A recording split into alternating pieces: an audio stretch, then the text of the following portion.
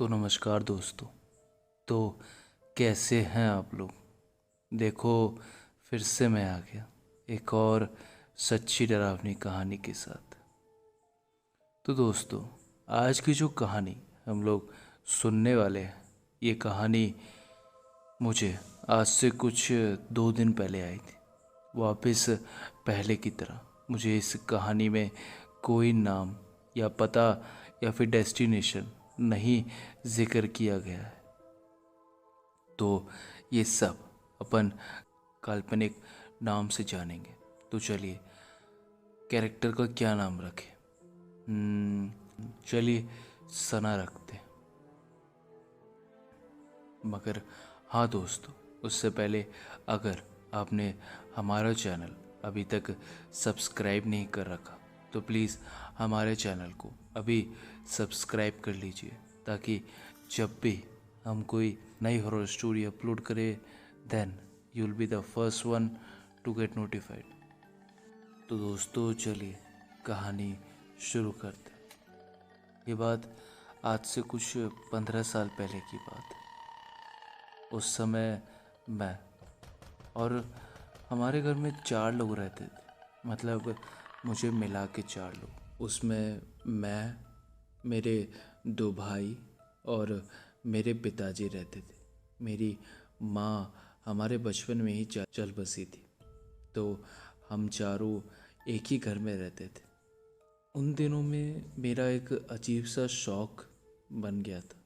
मैं रोज़ रात के 3-3 बजे तक हॉरर सीरियल देखती थी। मेरा एक बहुत बचपन का एक बहुत अच्छा शौक था कि मैं भूतों की कहानियाँ या फिर सीरियल्स या फिर मूवीज़ देखना बहुत पसंद करती थी।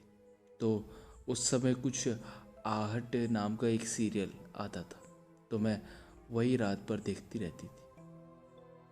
तो मेरे जो आसपास के पड़ोसी थे, वो पड़ोसी मुझे बार बार डांटते थे कि बेटा इतनी रात को ये सब मत देखा करो, क्योंकि लिए आजकल भूतों का कुछ भरोसा नहीं है। कोई भी चीज़ उन्हें अट्रैक्ट कर लेती है, और तुम इतनी रात को ये भूतिया सीरियल देखते हो, तो बेटा मुझे नहीं लगता कि तुम्हें देखना चाहिए। और अगर तुम्हें कुछ हो गया तो फिर हम क्या मुंह दिखाएंगे। मगर मैं इन सब बातों पर उतना ध्यान नहीं देती थी, क्योंकि लिए मुझे पता था कि इससे ज़्यादा वो क्या कह सकते। वही बच्चों वाली मेंटालिटी कि ये लोग मेरा क्या बिगाड़ सकते। ऐसे ही करते करते काफ़ी दिन गुजर गए। बाय द वे बता दूँ तो मैं बहुत ताकतवर दिल की हूँ। मुझे जल्दी डर या फिर भूतों से कोई खौफ नहीं होता। रात के 3-3 बजे मैं मूवी या सीरियल या फिर शो देख के नूडल्स बनाती थी और सोती थी। और जो हमारा किचन था वो हमारे 2nd फ्लोर पे था, तो आधी रात को 2nd फ्लोर पे जाना और नूडल्स बनाना कोई आम आदमी या फिर कमज़ोर दिल का आदमी नहीं कर सकता, और वो भी एक हॉरर शो देख के। तो दोस्तों बस उसके बाद यही करते करते हमारे करीबन 3-4 दिन 5 दिन गुजरते गए, और ये हैबिट मेरी बहुत पुरानी थी।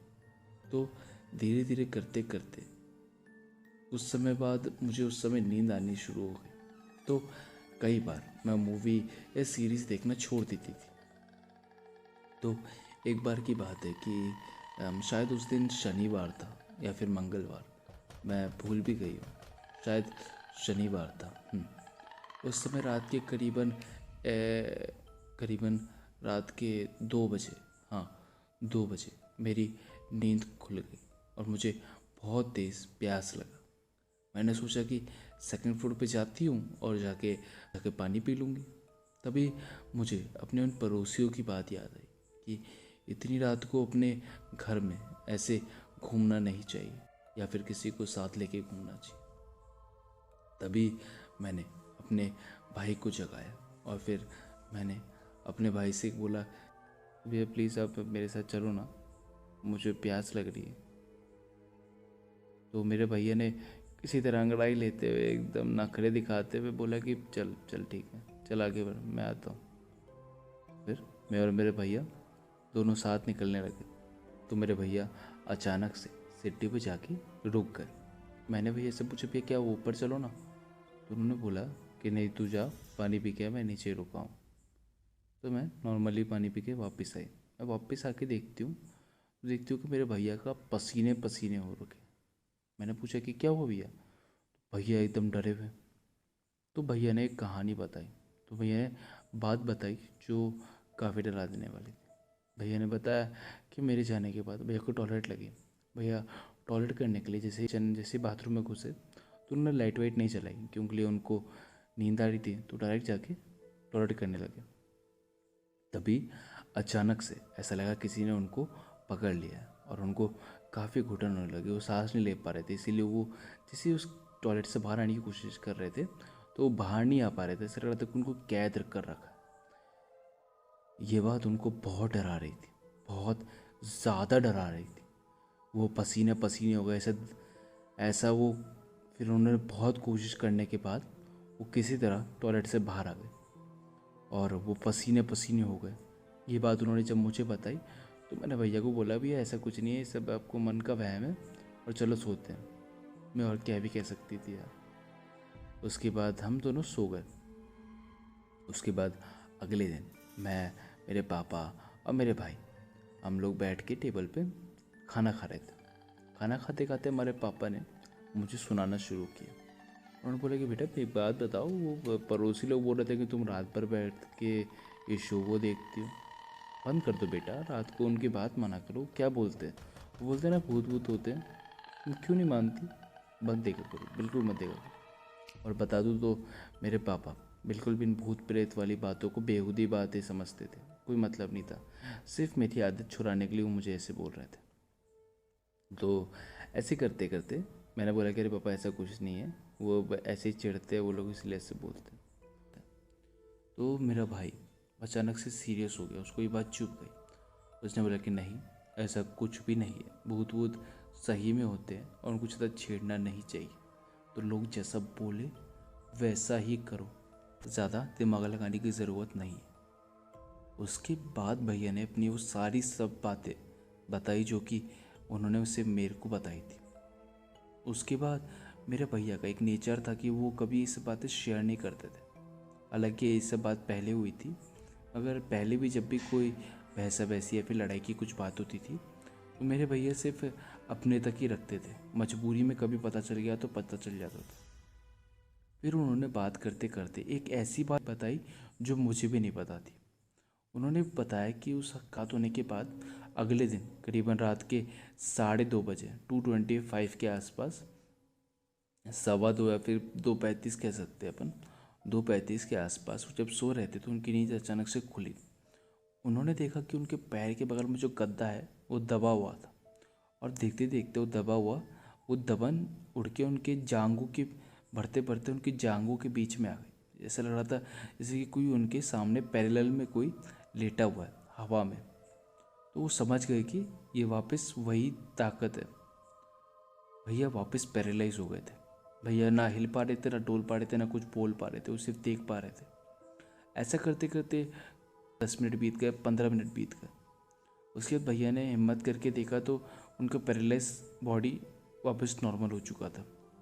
उन्होंने देखा कि कमरे के कोने में एक काली परछाई जो साफ दिखती है वो खड़ी थी और वो पीछे पीछे चली जा रही थी, जबकि हमारा रूम काफ़ी छोटा रूम था।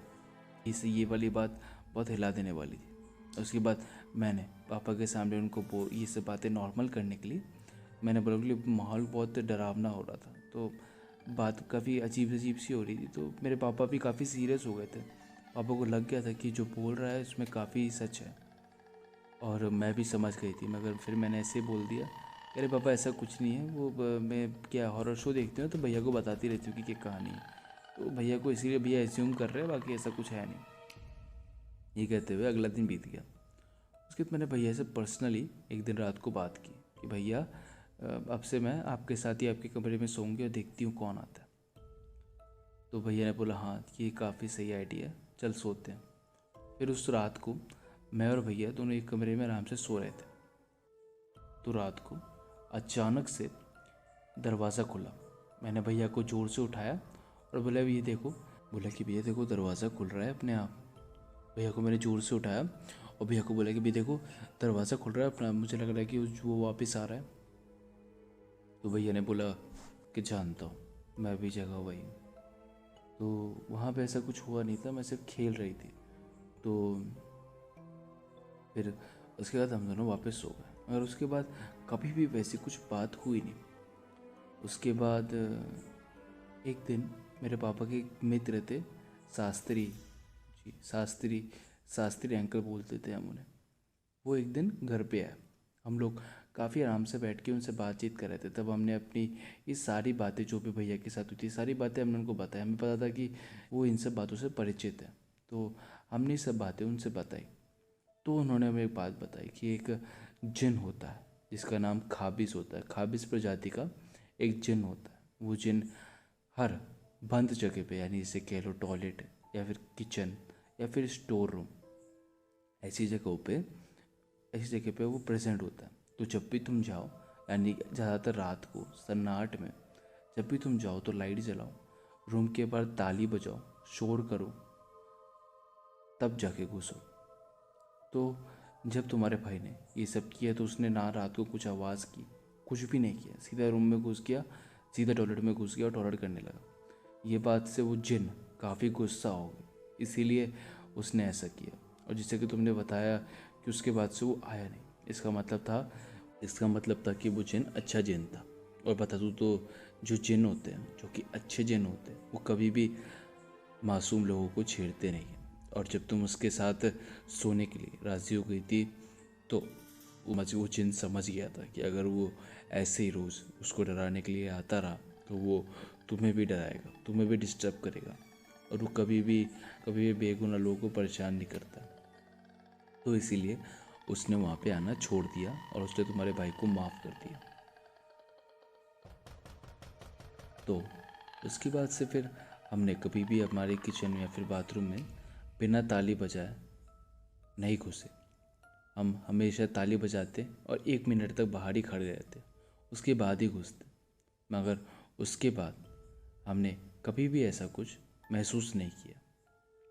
तो हम ये भी नहीं कह सकते कि वो घर हॉन्टेड था, मगर ये भी नहीं कह सकते कि वो हॉन्टेड नहीं भी था। तो दोस्तों, बस यहीं तक थी कहानी। तो दोस्तों, अगर आपको एक कहानी अच्छी लगी हो और मेरी कहानी सुन के आपको डर लगा हो तो प्लीज़ दोस्तों मेरे चैनल को सब्सक्राइब कर लीजिए और साथ ही साथ में नोटिफिकेशन का बेल प्रेस कर दीजिए, ताकि जब भी हम कोई नई हॉरर स्टोरी डालें then you will be the first one to get notified. मगर हाँ दोस्तों, उससे पहले एक छोटी सी बात और। दोस्तों, अगर आप में से किसी के पास भी एक सच्ची डरावनी कहानी है ऐसी ही, तो प्लीज़ दोस्तों मुझे वो कहानी आप मेरी ईमेल आईडी पे मेल करिए। वो ईमेल आईडी मेरे डिस्क्रिप्शन में सबसे लास्ट में दे रखा है। तो आप मुझे मेल करिए और मैं विद इन अ डे आपको रीमेल करूँगा उस कहानी की डेट और टाइम के साथ कि कितने बजे मैं उसको अपलोड करूँगा, ताकि आप भी सुन पाए। मैं चाहता हूँ कि आप उसमें एक एक नाम, किस जगह वो घटना हुई थी, कितने बजे हुई थी, किसके साथ हुई थी और आपका नाम क्या है, ये सब चीज़ मैं चाहता हूँ आप लिखें, तभी कहानी भेजिए। और हो सके तो एक अच्छा सा टाइटल भी दे दीजिए, ताकि उससे मुझे पता चल पाए कि कहानी किसकी है। तो दोस्तों, बस इतना कहते हुए आपसे अलविदा लेता हूँ और फिर लौटूंगा एक ऐसी ही सच्ची डरावनी कहानी के साथ। तब तक के लिए thank you and have a nice day. Bye bye.